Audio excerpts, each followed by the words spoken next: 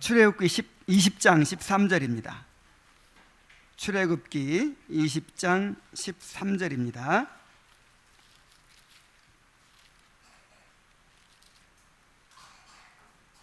다 같이 읽을까요? 시작. 살인하지 말라. 너무 짧죠? 마태복음 이 말씀을 이제 해설해 놓은, 이 말씀이 무슨 뜻이다라고 해설해 놓은 예수님의 말씀을 또 읽어보겠습니다. 마태복음 5장입니다.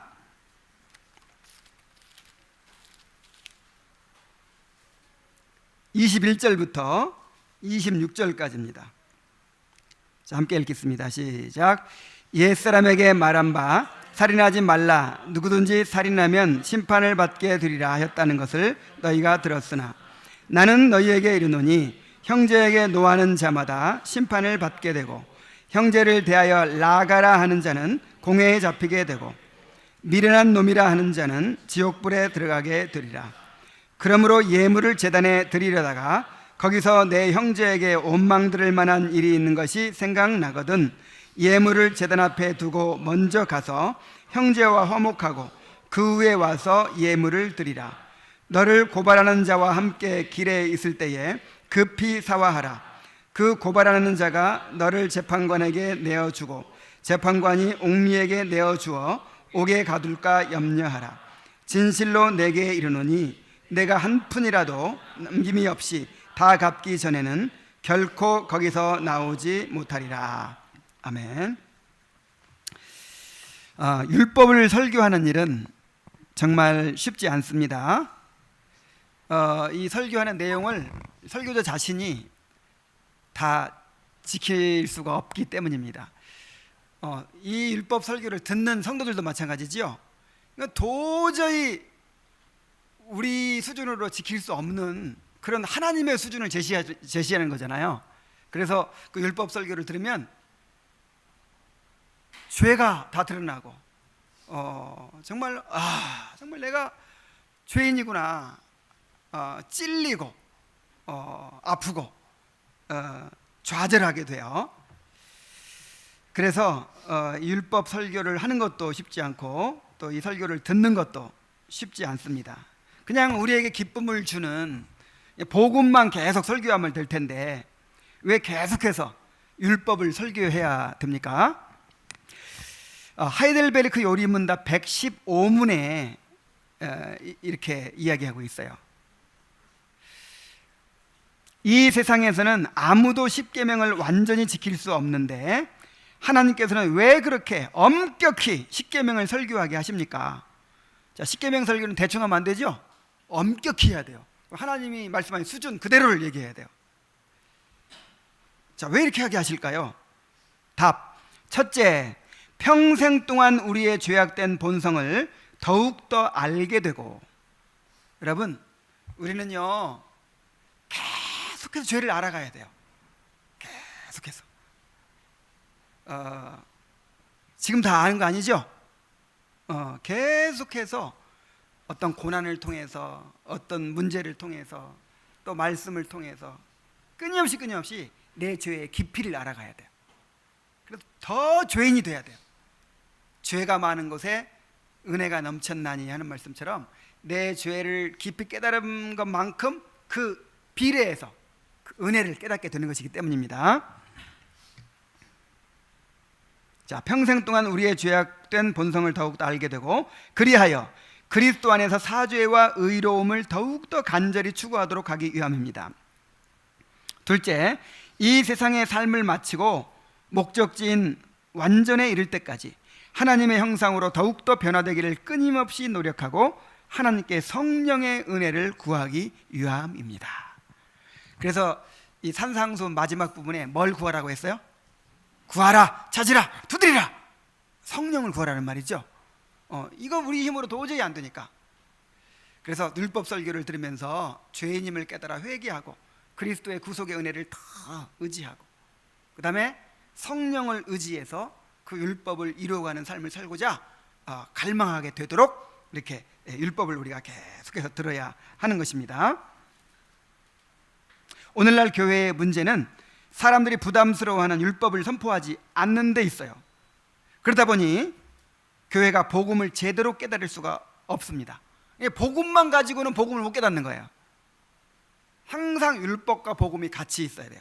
병원에 갔는데 우리 병원에서는 사람들 부담 주지 않기 위해서 엑스레이 같은 거 없습니다. 무조건 고치기만 합니다. 그런 병원이 있으면 어떻게 될까요? 일단 병을 줘야 약을 주지요. 먼저 병 엑스레이를 통해서 검진을 해가지고 완전히 죽여놔야 그 다음에 수술을 통해 살리죠. 그래서 성경도 똑같아요. 율법과 복음이 항상 같이, 율법을 통해서 병 주고 그 다음에 복음을 통해서 약을 주는 거예요. 그래서 우리는 복음만 듣고 싶다. 그런 복음을 모르게 돼요. 또 성도들의 삶이 이토록 부패하게 된 이유가 바로 오늘날 율법이 선포되지 않아서 그렇습니다. 교회에서는 계속해서 율법이 선포되어져야 합니다. 성도는 율법을 들으면서 죄를 깨닫고 그리스도의 구속의 은혜에 의지하며 이 율법에 순종하고자 하는 열망을 가지고 성령을 더욱 의지하게 되어야 합니다. 그래서 정말 우리에게 힘들지만 이 율법을 선포해 주시는 것에 대해서 하나님께 감사해야 돼요. 그래야 나를 알고 내가 현재 모습이 어떤지를 알고 더욱더 우리가 주님을 알아갈 수 있는 것입니다. 주님의 은혜를 사모할 수 있는 것입니다. 자, 오늘은 제6계명입니다. 이 제6계명의 살인하지 말라는 명령은 사람의 인격과 생명을 해치지 말라 그 뜻이에요. 더 나아가서 그 인격과 생명을 사랑하고 보호하라 하는 뜻입니다. 소극적인 면과 적극적인 면이 있죠. 소극적인 면은 해치지 말라는 것이고 적극적인 면은 사랑하고 보호해줘라 하는 것이죠. 자, 왜 그래야 됩니까? 인간이 하나님의 형상이기 때문입니다. 하나님의 형상인 사람을 해치는 것은 하나님 자신을 해치는 것이기 때문입니다. 북한에서 김일성, 김정일, 김정은 사진 걸어놓고 거기다 절하고 막 그러죠. 근데 어떤 사람이 사진을 딱 꺼내가지고 짓밟았어요. 그럼 어떻게 될까요? 사형이에요. 그냥 그대로 죽어요. 왜? 그 사진은 그 사람들이 말하는 최고 존엄의 형상이거든요. 형상. 하나님의 사진이 누구예요? 우리들이에요. 이 하나님의 형상이라는 의미입니다. 우리가 하나님을 대표해요. 하나님을 반영해요. 그래서 하나님의 형상인 사람을 상처 주고 사람을 해치고 사람을 죽이는 것은 누구를 해치는 거예요? 하나님을 해치는 거예요. 생명이 존귀하기 때문에 물론 그런 것도 있죠. 그런데 성경에서 살인을 금하는 것은 우리가 하나님의 형상이기 때문입니다. 그래서 항상 하나님의 형상이라는 걸 생각하면 어떻게 대해야 될지를 알 거예요. 야, 이 사진이 김일성 수령의 사진이다. 그러면 함부로 하겠어요? 야, 이 사람이 이렇게 생겼어도 하나님의 형상이야. 그럼 함부로 할 수 있어요? 없어요? 없어요. 자, 제6계명을 이 교리문답을 통해서 자세히 살펴보도록 하겠습니다.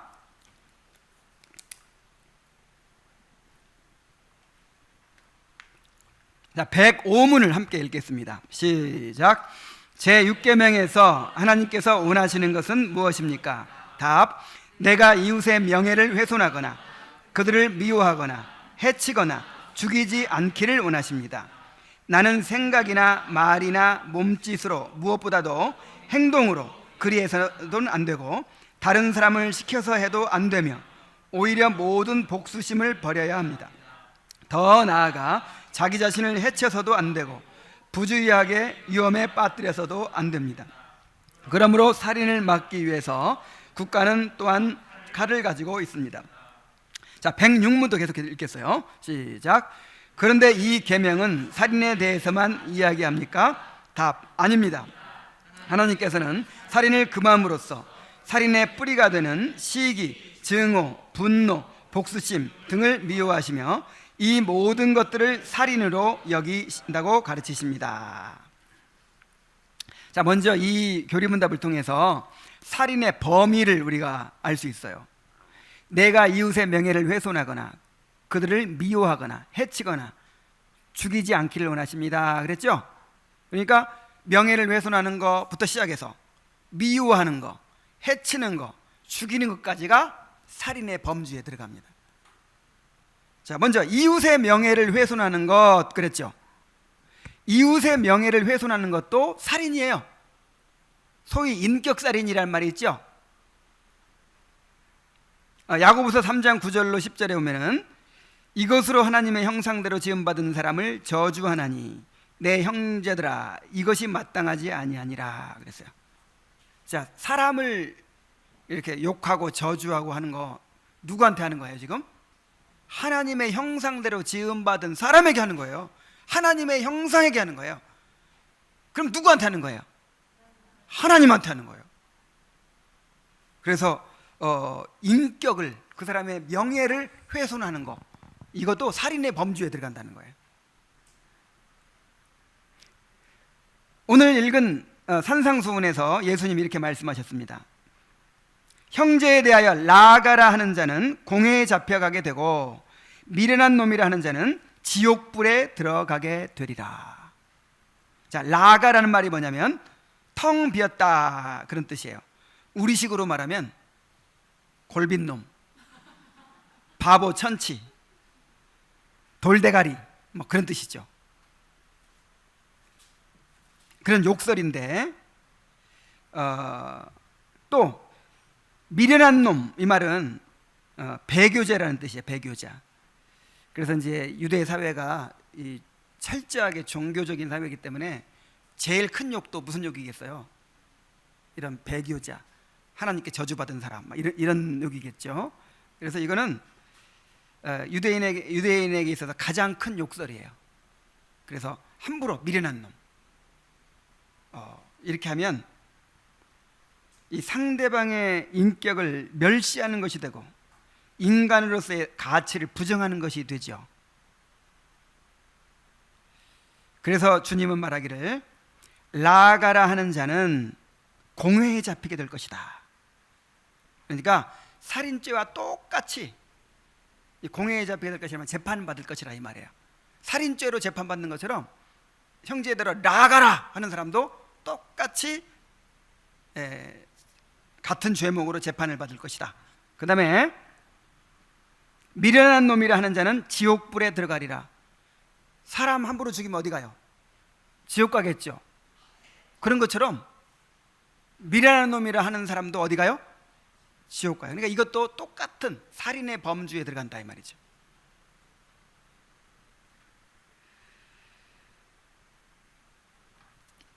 직접 욕하고 저주하는 것보다 더 무서운 것이 또 있는데 안 보는 데서 험담하는 것입니다.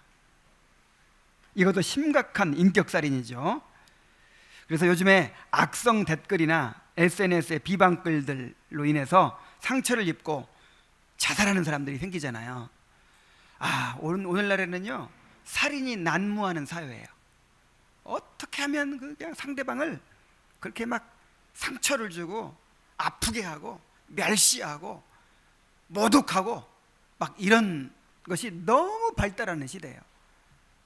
살인이 난무하는 시대. 이런 시대에 살인하지 말라고 하신 하나님의 명령을 우리는 기억해야 합니다. 자, 이웃의 명예를 훼손하는 것부터가 살인의 범주에 들어간다 그랬어요. 왜냐하면 하나님의 형상을 훼손하는 것이기 때문에. 또 미워하는 것, 이것도 금하신다 그랬어요. 미워하는 것. 살인은 마음으로부터 시작됩니다. 그래서 이 미움은 살인의 원인이죠. 자, 먼저 미워하는 마음을 품으면서 그것이 계속 발전하다 보면 어떻게 돼요? 이제 실제로 죽이게 되는 거죠.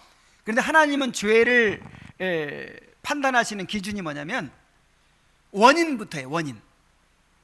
사람들은 결과만 생각하죠. 그런데 하나님이 죄를 보시는 기준은 뭐부터? 원인부터. 그러니까 원인만 있고 나는 결과는 없었다. 그래도 이미 결과가 이루어진 거나 똑같이 보시는 거예요. 하나님은 그런 기회가 안 주어져서 그렇지, 그런 기회가 주어지고 그런 환경이 주어졌으면 그 미움은 반드시 뭘로 열매 맺어요? 살인으로 열매 맺게 돼 있는 거예요. 하나님이 지금 여러 가지로 안전장치를 통해서 우리를 제어하시기 때문에 그렇습니다. 죽이지 않는 것입니다. 이 교리문답에 이렇게 얘기했죠. 하나님께서는 살인을 금함으로써 살인의 뿌리가 되는 시기, 증오, 분노, 복수심 등을 미워하시며 이 모든 것들을 살인으로 여기신다고 가르치십니다. 그랬죠. 그래서 주님은 형제에게 노하는 자마다 심판을 받게 되고 그랬어요. 형제에 대해서 분노하는 거, 이렇게 막 미운 마음이 들면 또 뭐가 일어나요? 분노가 일어나죠. 이 분노하는 거, 이것도 심판을 받게 될 것이다. 살인죄로 심판을 받게 될 것이다. 그다음에 요한은, 사도 요한은 요한일서 3장 15절에 그 형제를 미워하는 자마다 살인하는 자니 살인하는 자마다 영생이 그 속에 거하지 아니하는 것을 너희가 아는 바라 그랬어요. 자, 형제를 미워하는 자는 뭐 하는 자다? 살인하는 자다. 근데 살인을 계속 쉽게 살인을 해요. 쉽게 살인하는 사람이 이 사람 구원받은 사람이겠어요? 그래서 영생이 그 속에 있지 아니하다 그랬어요. 물론 구원받은 사람도 미워할 수 있죠. 미운 마음 들어요, 안 들어요? 뭐 그냥 가족한테도 미운 마음 들잖아요. 가족끼리도. 그래서 구원받은 사람도 미운 마음 듭니다. 그런데 미운 마음이 들긴 하는데 계속 미워하며 사는 건 불가능해요. 계속 어떤 사람을 계속 미워하면서 그것이 해가 넘어가고 그래도 안 풀리고 계속 복수심 키우고, 자, 이렇게 할 수 있어요, 없어요? 성령이 계시는데 어떻게 해요? 그런 마음 좀 품었다가도 내가 괴로워서 못하죠. 그래서 결국 회개하고 이제 그를 버리게 되죠. 그런데 어떤 사람이 구원받았다고 하는데 계속 미운 마음 품어요. 그 미운 마음을 해결할 의지가 없어. 그냥 화해하고 화목할 의지가 없어요.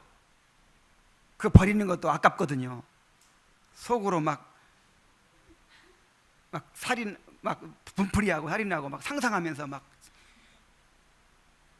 어떻게 돼버렸으면 좋겠다, 내가 어떻게 해버려야지, 막 이거 포기하면 너무 허전해.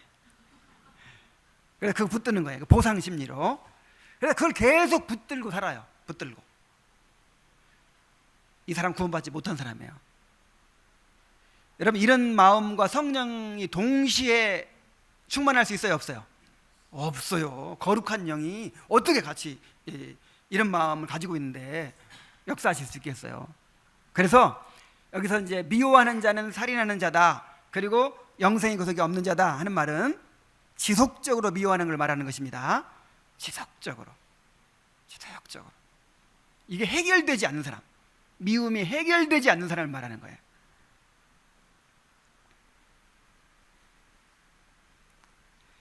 자, 미워하는 것이 있었고 또 뭐가 있었어요? 해치는 것이 있어요. 해치는 것. 인격적으로든 신체적으로든 하나님의 형상인 사람을 해치는 것, 이것이 살인의 범주에 들어가는 거예요.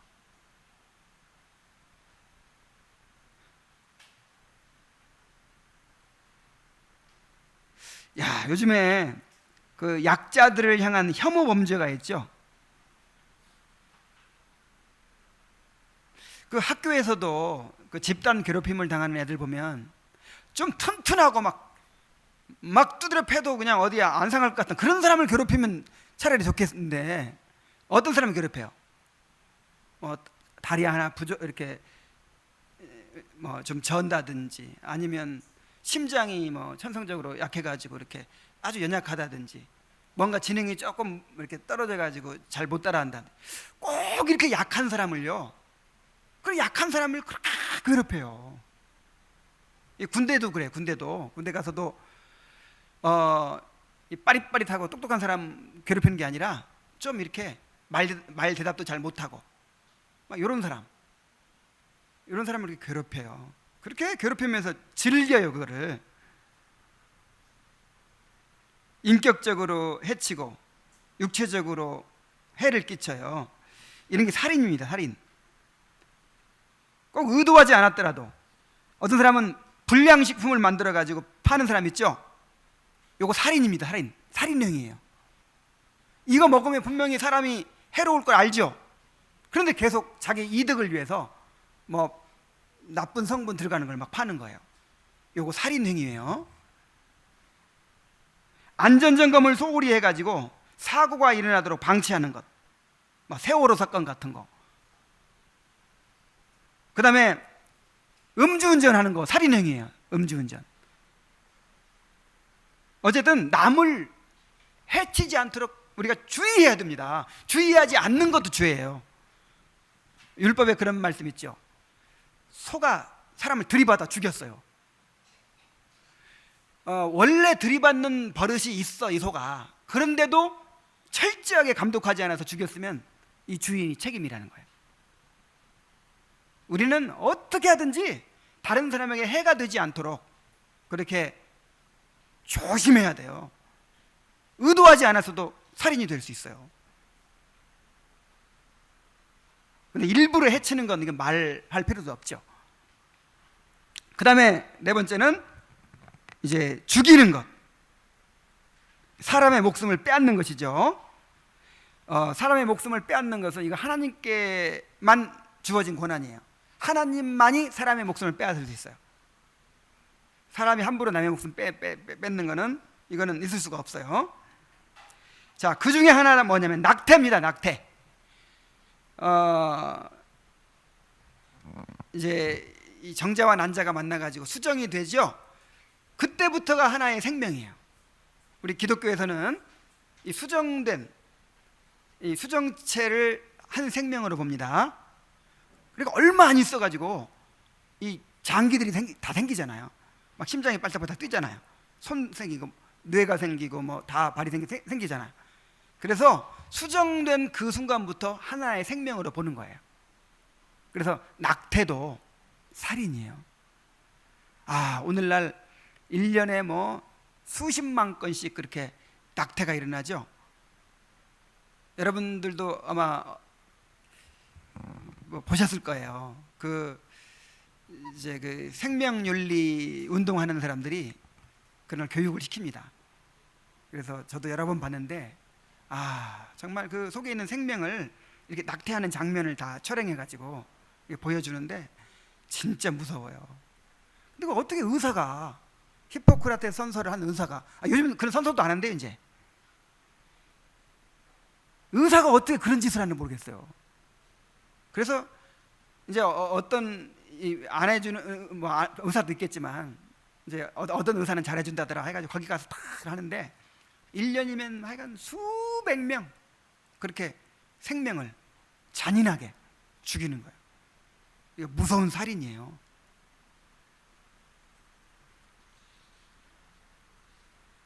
안락사도 안락사도 살인이에요. 이 안락사가 뭐죠? 너무 고통받으니까 그냥 편하게 가게 해주기 위해서 인위적으로 목숨을 끊는 거죠. 목숨을 끊을 수 있는 권한은 누구밖에 없다? 하나님밖에 없어요. 그래서 이제 완전히 산소 호흡기에 의지해서 생명을 인위적으로 연장하는 경우, 그런 경우에는 이제 완전히 이제 다시 살아날 가망성이 완전히 없어요. 그리고 산소 호흡기에 의지해서 인위적으로 그걸 하루와 연장해 가는 거예요. 그런 경우는 이제 그걸 중단할 수 있어요. 인위적으로 연장하는 걸 중단하는 것은 가능해요. 그러나 현재 살아있는 생명을 일부러 뭐 주사를 놓는다든지 일부러 죽이는 거, 요거는 안 됩니다. 이거는 하나님만이 가지신 권한을 사람이 침범하는 거예요. 그래서 다른 사람의 생명을 빼앗는 것,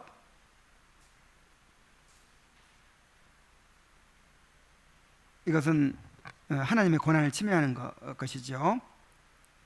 그러나 사람을 죽여도 살인죄에 해당하지 않는 경우가 있어요. 전쟁이 일어났을 때 국가의 부름을 받아서 싸우는 경우가 있죠. 전쟁 때는 국가의 부름을 받아 싸우는 거예요. 우리 이 가족들 또 우리 민족을 지키기 위해 싸우는 거잖아요. 그런 경우에는 침략자들을 물리치기 위해서 싸워야 되잖아요. 그래서 이거는 살인죄에 해당하지 않습니다. 또 자신과 가족의 생명을 지키기 위해서 정당방위로 또 그런 일이 일어날 수 있죠. 이것도 살인죄에 해당하지 않습니다. 그러나 이제 이것은 정말 극한 상황에서 어쩔 수 없이 하는 것이지, 가능하면 최대한 노력을 해서 사람의 생명을 우리가 함부로 빼앗지 않도록 해야 되겠죠. 자, 살인의 범주를 우리가 한번 살펴봤어요. 살인의 범주가 어떻게 됐습니까? 이웃의 명예를 훼손하거나 그들을 미워하거나 해치거나 죽이는 것, 이것이 다 살인에 포함된다 그랬습니다. 자, 이제 두 번째로, 그러면 살인의 방법을 한번 보겠어요. 우리가 어떤 방식으로 사람을 죽이게 되는가? 나는 생각이나 말이나 몸짓으로, 무엇보다도 행동으로 그리해서는 안 되고, 다른 사람을 시켜서 해서도 안 되며, 오히려 모든 복수심을 버려야 합니다 그랬어요. 이 구절을 통해서 살인하는 방법을 우리가 볼 수 있어요. 먼저 사람의 마음으로도 살인할 수 있다 하는 것을 알 수 있어요. 생각으로 그랬죠.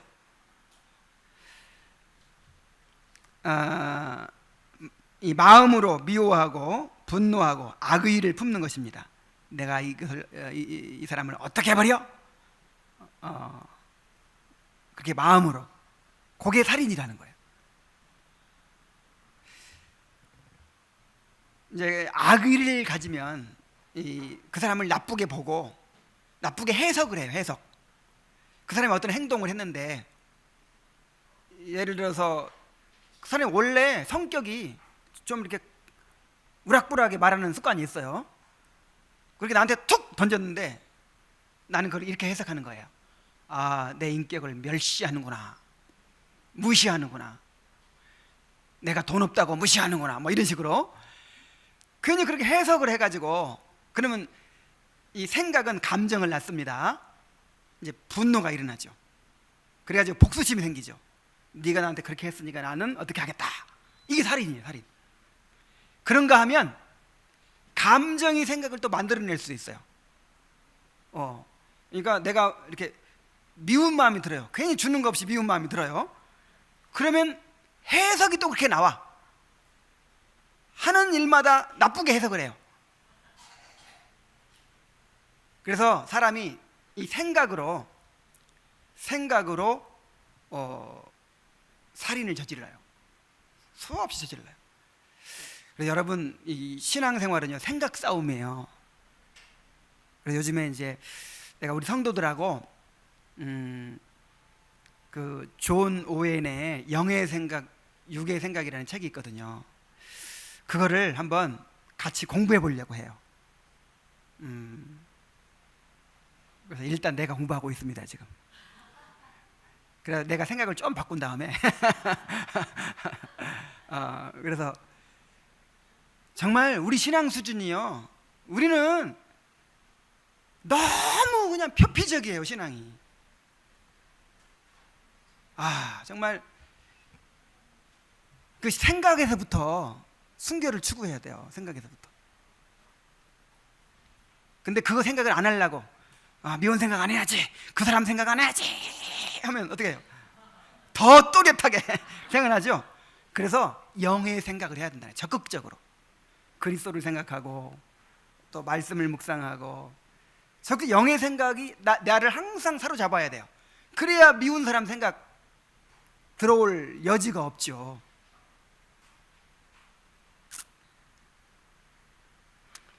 자, 그 다음에 생각을 그렇게 계속 하다 보면은 그것이 뭘로 나와요? 말로 나와요. 말로. 그래서 이제 언어 폭력이 생기죠.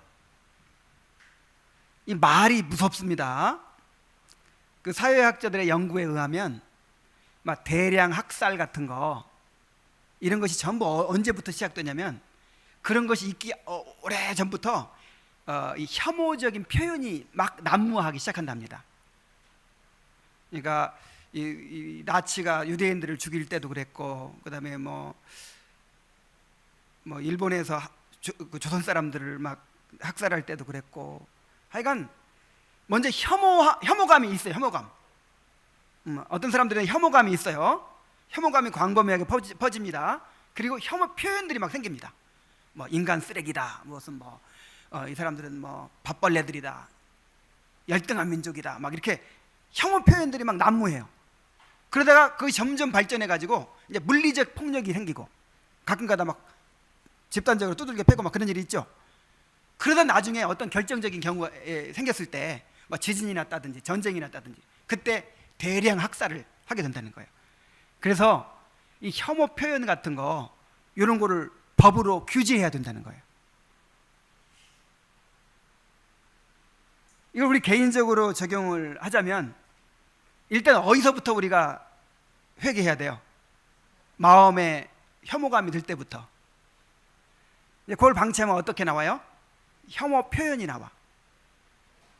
그 다음에 이제 더 발전해 가지고 그 사람을 인격적으로 무시하고 멸시하는 그런 행동을 해요. 그러다가 어떤 계기를 통해서 폭력을 가해요. 그러다가 더 발전하면 죽여. 아니, 난 거기까지 안 갔으니까. 하나님은 원인부터 보신다니까.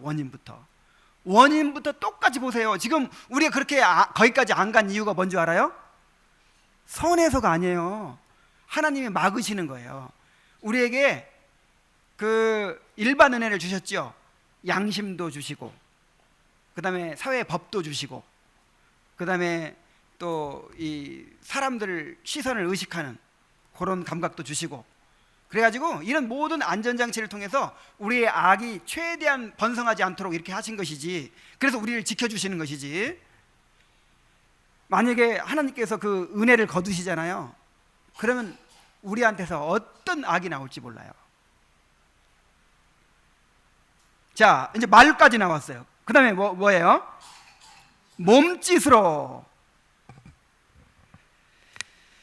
자, 몸짓으로 그랬는데 그 영어 원문에 보면은 look or gesture라고 했어요.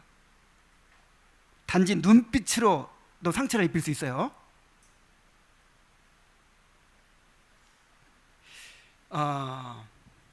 그 텔레비전에서 실험을 하는데, 어린 아이가 이제 엄마한테 막 오잖아요. 근데 엄마가 그냥 째려보는 것도 아니고 그냥 무표정으로 있었어요. 계속. 그랬더니 아이가 나중에 불안해하고요, 나중에는 울어요. 그냥 엄마한테 오면 당연히 어떻게 해야 돼요? 웃어주고 이렇게 사랑스러운 눈빛을 해줘야 하는데, 단지 그냥 무표정. 이제 그 실험 대상자들이 요구한 것이 뭐냐면, 그냥 가만히 무표정으로 있어라, 그거예요. 무표정으로 있은 그 자체만으로도 어린아이가 어떻게 돼요? 큰 상처를 받는 거예요. 근데 째려보면 어떻게 되겠어요? 째려보면 아이고 무서워요. 막 미운 마음을 가지고 막 째려보면 그 살기라고 해요. 살기. 실제 안 죽여요. 살기만 가져도 하나님은 살인죄, 범죄에 들어간다니까요.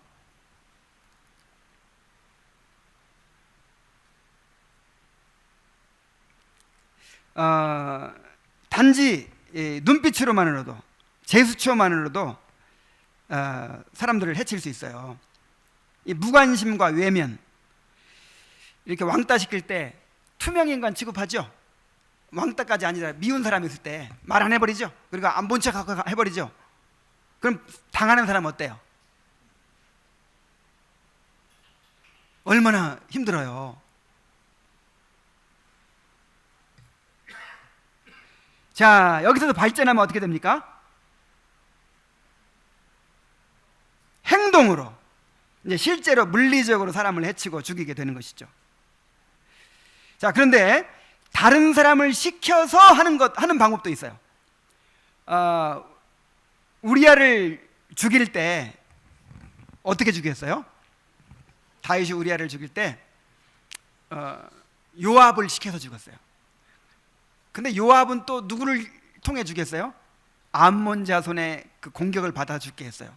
그러니까 몇 달이 거쳤어요 벌써. 그러니까 다윗은 책임이 없을 만도 하죠. 근데 하나님은 네가 죽였다 이렇게 말씀하셨어요. 그냥 다른 사람을 통해서 해치는 것도 내가 해치는 거예요.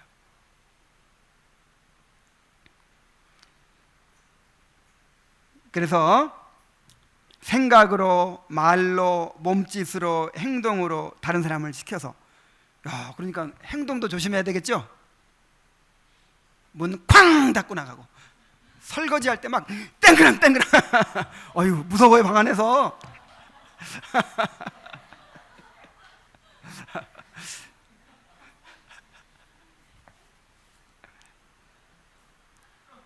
공포에 질려요. 자, 생각으로, 말로, 몸짓으로, 행동으로 또 다른 사람을 시켜서, 또 한 가지 있었네. 모든 복수심. 그러니까 이 복수심을 품고 이렇게 마음으로 실컷 복수하죠. 이런 방법으로 살인한다 이거죠. 그런데 분노나 복수심을 계속 가지고 있으면 언젠가 그것은 반드시 표출되게 돼 있습니다.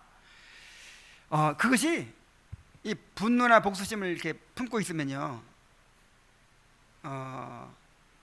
꼭 그 사람한테가 아니라도 내 자녀에게 그것이, 그러니까 에너지의 일종의 에너지, 이 아주 그냥 폭발하는 에너지예요. 그래서 아무것도 아닌데 내가 그것을 불불 끓고 있을 때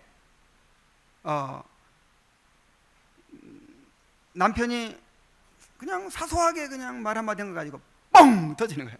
애들한테 뻥 터지고 어디가 터질지 몰라 그냥. 그래서 이거를 계속 품고 있는 것 자체가 죄예요. 이게 살인이에요, 살인. 그리고 이제 남을 안 죽이더라도 누구를 죽이죠? 자기 자신을 죽이죠.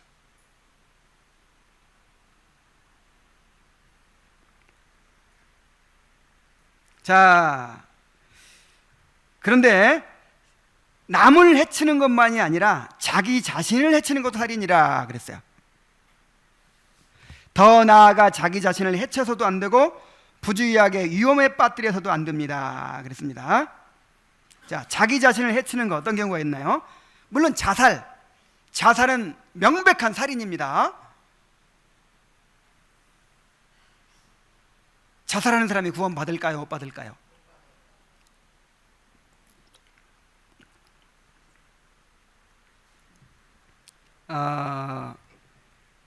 물론 살인과 똑같다면 살인한 사람도 예를 다윗도 회개하고 구원받았으니까. 근데 자살하는 경우는 회개할 기회가 없어져 버리잖아요. 그래서 이제 혹시 뭐 이렇게 우울증 걸리면 자살 충동 같은 게 있으니까 병으로 뭐 그렇게 할 수도 뭐 있겠다 싶기도 해요. 그러나 그냥 일반적으로 생각해 볼 때 구원받은 사람이 자살하겠냐 이렇게 생각할 수 있어요. 남 죽이고 나서는 회개할 기회도 있잖아요. 그래서 이렇게 쉽게 살인하는 사람이 구원받지 못한 사람일 가능성이 많듯이 이 자살하는 사람은 구원받지 못했을 가능성이 많아요.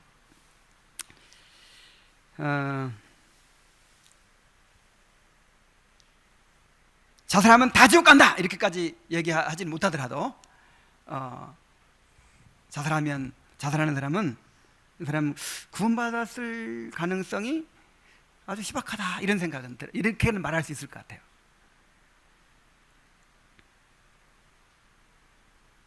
자, 그다음에 자해하는 거, 자해. 막 자기 몸을 해치는 사람도 있죠, 스스로. 이것도 살인이겠죠. 그다음에 자기에게 해로운 일을 막 해요. 막 술을 막 몽땅 먹어가지고 간을 막 간경화 걸리게 만들고 막, 그런 거 알면서도 계속 마셔요. 이거 살인입니다. 담배를 계속 피워가지고 막 폐암에 걸리는 거 알면서도 계속 담배를 피면 이것도 자살 행위죠. 그래서 내 몸도요, 내 몸도 내 것이 아니에요. 그래서 필요할 때는 주님을 위해서 이 한 몸 희생하기도 해야 되고, 다른 사람 사랑하기 위해서 이 한 몸 희생하기도 해야 되겠지만, 꼭 그렇게까지 그런 일이 아닌데 불필요하게 내 몸을 막 함부로 해치는 거, 이거 죄입니다. 막 잠을 안 자버려. 출근 안 하니까 그냥 밤새도록 인터넷 게임하고 막 식사도 불규칙하게 막 먹다 안 먹다 하고 막 내 몸을 함부로 막 해요. 이거 성전 관리 소홀죄예요. 하나님의 성전을, 그러니까 1차적인 의미로는 이 공동체가 성전이고요, 그 다음에 더 2차적인 의미로는 나 한 사람도 성전이에요. 그렇죠? 하나님의 성전이면 우리가 깨끗하게 하고, 그 다음에 튼튼하게 잘 보존해야죠. 근데 막 내 몸 내 맘대로 한다고 하면서 함부로 막 해요. 밥도 굶어버리고 막, 뭐 그냥 병들 거 알면서도 막 해버리고, 막 몸에 해로운 거 막 해요. 이거 성전 관리 소홀죄로 심판받아요.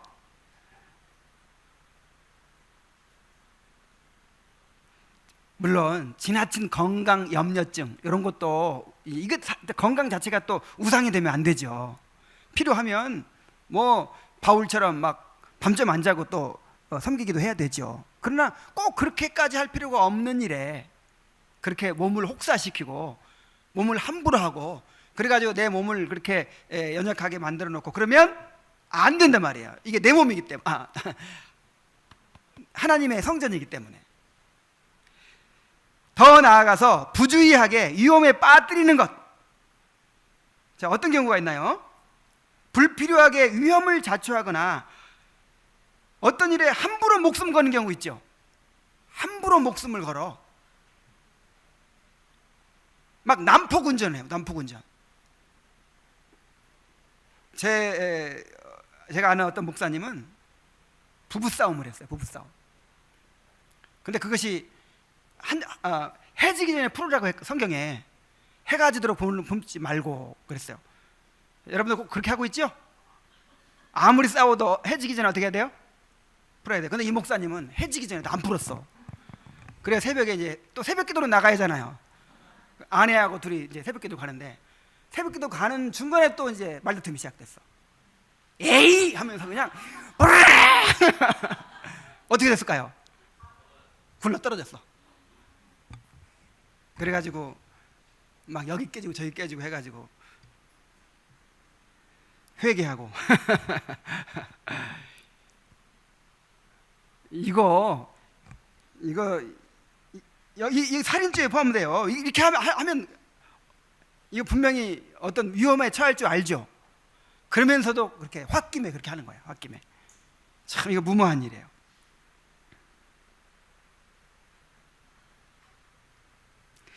그리고 요즘에 그 무모한 장난을 한다든지 막 위험한 장난을 있잖아요. 지나치게 막 난간에 막 올라가가지고 막 이렇게 위험한 일 한다든지, 익스트림 스포츠라 그래가지고 막 엄청 위험한 스포츠 있잖아요. 번지 점프도 여기 해당되나? 번지 점프는 안전하죠? 위험해요? 그럼 하면 안 되겠네. 난 2번이나 했는데 안 하겠습니다 이제. 그런 위험한 스포츠 이런 것도 안 돼요. 그리스도인들은 내 몸이 아니니까 어떤 위험에 처하게 할 만한 그런 거 하면 안 돼요. 자, 자신을 해치는 거, 자기를 해친다든지 부주의하게 위험에 빠뜨리는 거 안 됩니다. 그래서 하나님은 이 살인이 너무나도 큰 문제이기 때문에 살인을 막기 위해서 국가를 사용하신다 그랬어요. 하나님께서 국가를 세우시고 권세를 주셨습니다. 로마서 13장 1절로 4절에 보면은 모든 권세는 하나님께로 나지 않음이 없나니 그랬어요. 우리 한번 찾아봅시다. 로마서 13장 1절로 4절.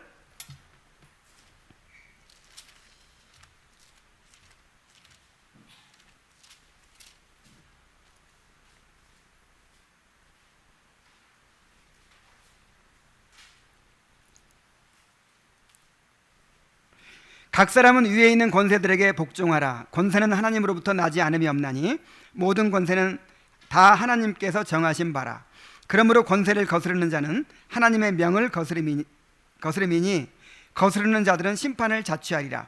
다스리는 자들은 선한 일에 대하여 두려움이 되지 않고 악한 일에 대하여 되나니 내가 권세를 두려워하지 아니하려느냐. 선을 행하라. 그리하면 그에게 칭찬을 받으리라. 그는 하나님의 사역자가 되어, 자, 누구의 사역자가 돼요? 국가의 권세자들이 하나님의 사역자래요. 내게 선을 베푸는 자니라. 그러나 내가 악을 행하거든 두려워하라. 그 공연히 칼을 가지지 아니하였으니 곧 하나님의 사역자가 되어, 하나님의 사역자가 됐다는 말 두 번이나 하잖아요. 악을 행하는 자에게는 진노하심을 따라 보응하는 자니라.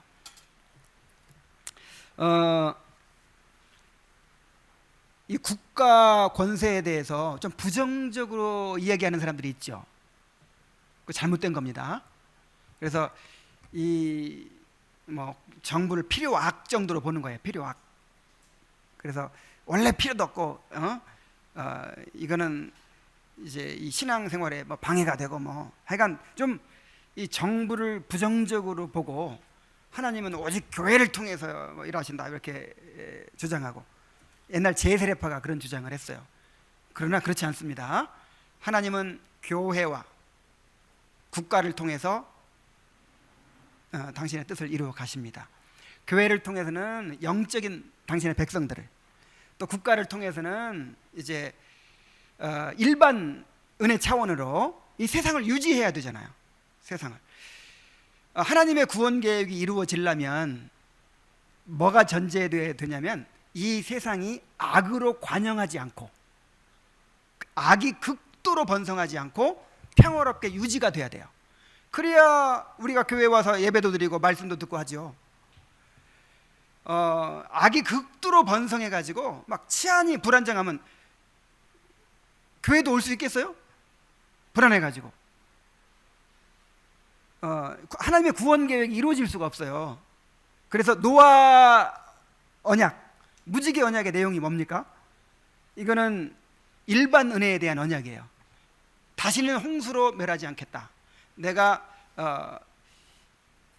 이 세상을, 이 구원 계획이 다 이루어질 때까지 유지시켜 주겠다라고 하는 언약이 노아 언약이에요. 그 언약에 이런 정부도 포함되어 있는 거예요. 여러분이 정부가 있기 때문에 우리가 이렇게 평안하게 살 수 있는 거예요. 그래서 정부가 없는 것보다 나쁜 정부가 있는 것이 훨씬 낫습니다. 아무리 독재 정권이라도 이 정부가 있는 것이 없는 것보다 좋은 거예요. 만약 정부가 없으면 어떻게 돼요? 공권력이 없다. 인간이 얼마나 악한 존재인지 알아야 돼요. 예를 들어서 전에 LA 근교에 그 전기가 발전소가 이렇게 고장 나가지고 전기가 안 들어온 적이 있죠. 그러니까 아무것도 안 보이는 깜깜한 새가 되니까 어떤 일이 일어났어요? 그냥 약탈이 일어나요. 약탈. 사람은요 다 그냥 착하게 보여도요 정말 악한 존재예요. 뭔가 제한받지 않으면요, 뭔가 이렇게 감시가 없고 통제가 안 되면요 별짓을 다 저질지 몰라요. 그래서 이제 그 통제가 안 되는 상황이 전쟁 상황이잖아요.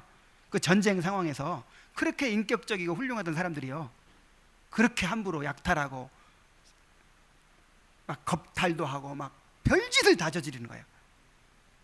이걸 누가 막아주고 있어요? 지금 국가가 막아주고 있어요. 하나님의 사역자가 돼가지고 하나님의 택한 백성들 신앙생활 잘하도록, 예수 믿고 구원받도록, 택한 자들이 다 구원받도록 그렇게 지켜주고 있는 거예요. 특별히 우리나라는 얼마나 참 이렇게 치안이 많이 안정된 편에 속하죠. 아이고, 계속해서 저 막 테러범들 있고 뭐 테러범들이 그 폭파 사고 나고 뭐 이런 일들 보면요, 정말 하나님께 감사해야 돼요. 그래서 하나님께서 이 정부를 사용하셔서 뭘 막고 있어요? 살인을 막고 있어요. 살인, 이 폭력을 막고 있어요.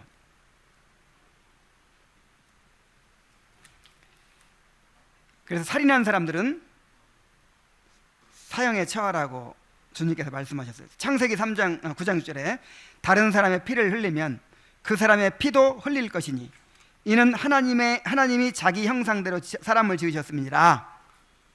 그래서 성경은 사형제를 지지합니다.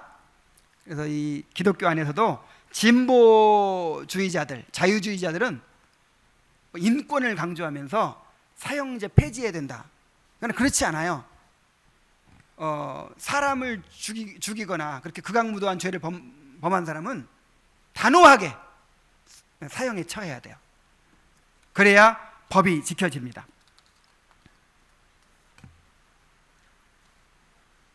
자, 지금까지는 이 6계명의 소극적인 면을 우리가 살펴봤어요. 자, 6계명의 소극적인 면이 뭐예요? 다른 사람의 인격과 생명을 해치지 말아라 하는 것이죠. 마음에 상처 주는 것까지 다 포함해서 해치지 말아라. 이제 적극적인 면을 한번 살펴봅니다. 107문입니다. 자, 함께 읽겠어요. 시작. 앞에서 말한 방식으로 우리 이웃을 죽이지 않으면 그것으로 이 계명을 다 지킨 것입니까? 답, 아닙니다. 하나님께서는 시기와 증오와 분노를 정죄하심으로써 우리가 우리 이웃을 자기 자신처럼 사랑하여 인내와 화평과 온유와 자비와 친절을 보이고 우리가 할 수 있는 한 그들을 해악으로부터 보호하며 심지어 원수에게도 선을 행하라고 하셨습니다. 자, 우리가 우리 이웃에게 자기 자신처럼 사랑하기를 원하십니다. 이게 이 살인하지 말라는 계명의 원래 의도예요. 사랑하라는 거예요. 이렇게. 그래서 인내와 화평과 온유와 자비와 친절을 보이라는 거예요. 자, 인내가 뭡니까? 상대방의 부족함과 악행에 대하여 보복하지 않고 참아주는 거예요. 인내는 어떤 경우에 필요합니까? 나한테 잘해주는 사람한테 필요해요. 좀 힘들게 하는 사람한테 필요해요. 힘들게 하는 사람. 사랑은, 그러니까 사랑하라 할 때는 항상 어떤 대상을 염두에 두고 하시는 말씀이에요? 힘들게 하는 사람을 염두에 두고 하시는 말씀이에요. 그냥 나를 기쁘게 해주고 그냥 죽고 못 살고 이런 사람 대상이 아니에요. 나를 힘들게 하는 사람을 사랑하라는 거예요. 그래서 사랑장의 맨 처음에 어떻게 시작하죠? 사랑은 오래 참고 어떻게 끝나죠? 모든 것을 견디느니라. 사랑은 한마디로 오래 참고 견디는 거예요. 자, 화평이 뭡니까? 어떤 일이 있어도 내 편에서 적의를 품거나 담을 만들지 않고 화목을 도모하는 거예요. 이 화평도 똑같아요. 화평도 어떤 경우에 명령하는 거예요? 지금 나를 힘들게 할 경우에. 아니, 너무 사이좋고 지금 그런데 무슨 화평하라 그런 말 할 필요가 있어요. 나를 힘들게 하는 거예요. 그런 사람한테도 어떻게 하지 말아라? 내 편에서 적의를 품거나 담을 내 편에서 만들지 않는 거예요. 내 편에서.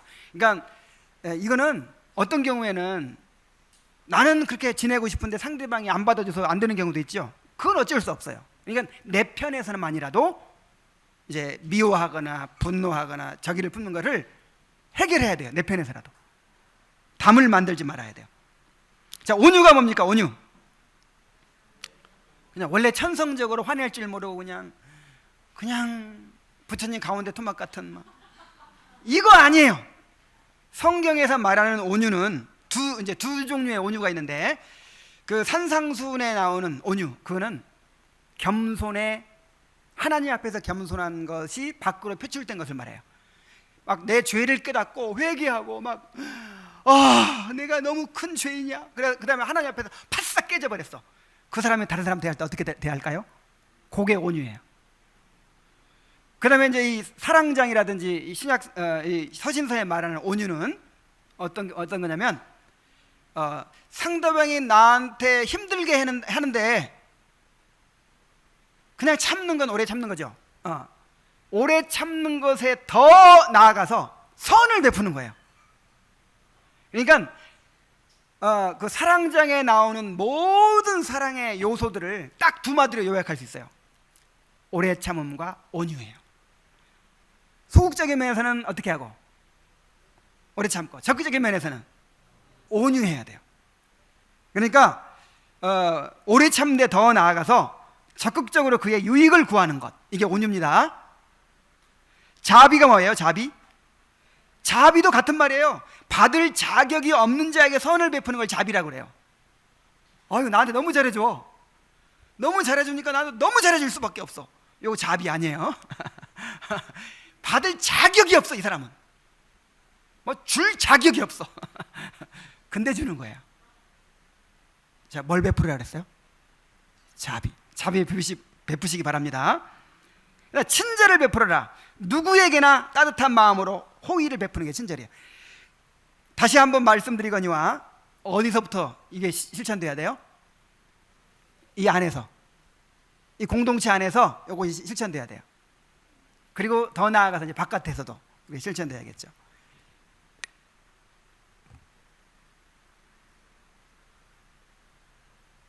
야, 나는 사람 안 죽였어. 지금까지 한 명도 죽인 적 없어. 그렇다고 해 살인 안 한 거 아니에요? 눈빛으로 얼마나 많이 죽였을지 몰라요 지금. 말로 죽이고 그냥 마음으로 죽이고. 그리고 이렇게 하지 않았어. 인내하지 않고 화평하지 않고 온유하지 않고 자비 베풀지 않고 친절 베풀지 않았어. 이것도 적극적인 그 명령을 어기고 있는 거죠. 자, 그리고 우리가 할 수 있는 한 그들을 해악으로부터 보호하며 그랬어요. 죽이지 않는 것이 목적이 아니라 적극적으로 보호해줘야 된다는 거예요. 최선을 다해서 다른 사람의 인격과 생명을 보호하는데 힘써야 됩니다. 근데 그 중에 최고의 순종 뭐겠어요? 살인하지 말라는 계명의 최고의 순종, 그리스도를 전해서 영원한 생명을 얻게 하는 것이죠. 자, 심지어 원수에게도 선을 행하라고 하셨습니다. 마태복음 5장 43절로 44절에 또 내 이웃을 사랑하고 내 원수를 미워하라 하였다는 것을 너희가 들었으나 나는 너희에게 이르노니 너희 원수를 사랑하며 너희를 박해하는 자를 위하여 기도하라. 또 로마서 12장 17절로 21절에 아무에게도 악으로 악을, 이건 한번 찾아봅시다. 마지막 구절 로마서 12장 17절로 21절.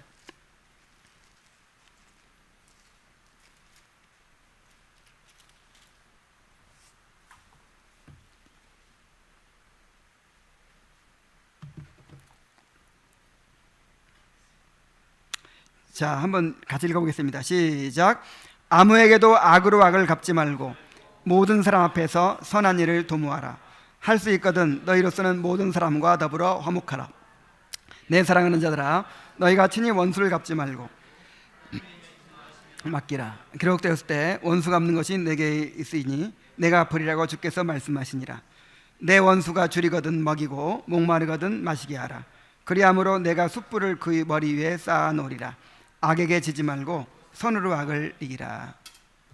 그래서 여러분, 세상에 소금이 되라 그러죠. 빛이 되라 그러죠. 세상 사람들에게 주님을 증거하라 그러죠. 그러면 어떻게 이제 생각을 하냐면, 우리가 하나님께 복을 받아가지고 그냥 복을 누리는 거예요. 그래가지고 그 복을 이제 받았으니까 사람들이 가서 이렇게 나눠주고 이렇게 베풀고, 그게 아니에요. 그게 아니고 이제 우리 공동체 안에서건 가정에서건 또 세상에 나가서건 우리가 이렇게 해를 받는 경우가 있어요. 해를 받는 경우가 있을 때 그때 증거하는 거예요. 그때. 모든 세상 사람들은요, 받으면 거기에 대해서 보응을 하죠. 되로 주면 말로 받고 그러죠. 이게 세상 사람들의 모습인데, 우리 그리스도인들은요, 이 악을 악으로 갚지 않아요. 오히려 원수가 줄일 때 온유해요. 줄일 때 먹이고 목마를 때 물을 줘요. 자, 그렇게 하려면 그 과정이 쉬워요, 어려워요? 내가 죽는 게 반드시 필요해요. 그게 십자가예요, 십자가. 그래서 이 십자가를 통해서 빛이 되는 것이고 소금이 되는 것이지, 내가 성공해가지고 내가 잘 돼가지고 당신들도 예수 믿으면 이렇게 됩니다, 이게 아니에요. 그래서 이런 말씀들을 다 누구한테 주냐면은 그 약자들한테 주는 거예요. 베드로전서 같은 데 보세요. 그 주인들한테 학대받는 노예들한테, 또 불신 남편들한테 학대받는 아내들에게, 그 약자들한테 너희들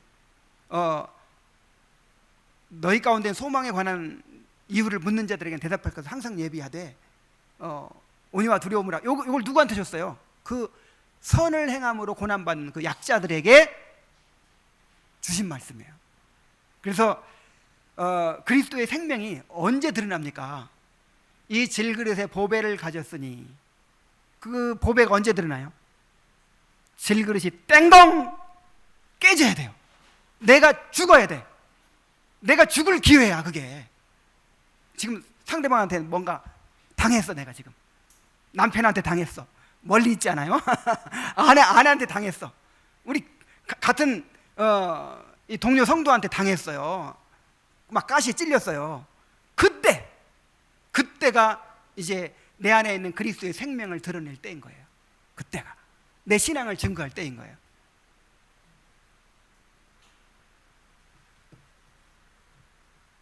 악에게 지지 말고 선으로 악을 이기라. 그렇게 할 수 있는 사람들이 거듭난 그리스도인이라는 거예요. 그래서 그렇게 할 수 있도록 누구를 구하라? 성령을 구하라. 그래서 오늘 이렇게 들어보니까 어떻게 지킬만 하시겠습니까? 여러분, 절망해야 돼. 절망.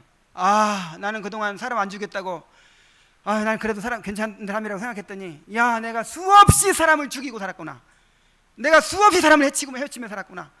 나는 도저히 내 힘으로 지킬 수 없구나. 이걸 여러분 깨닫고 절망하셔야 돼요. 그래야 성령을 구하죠. 내 힘으로는 안 됩니다. 내게 성령을 주시옵소서.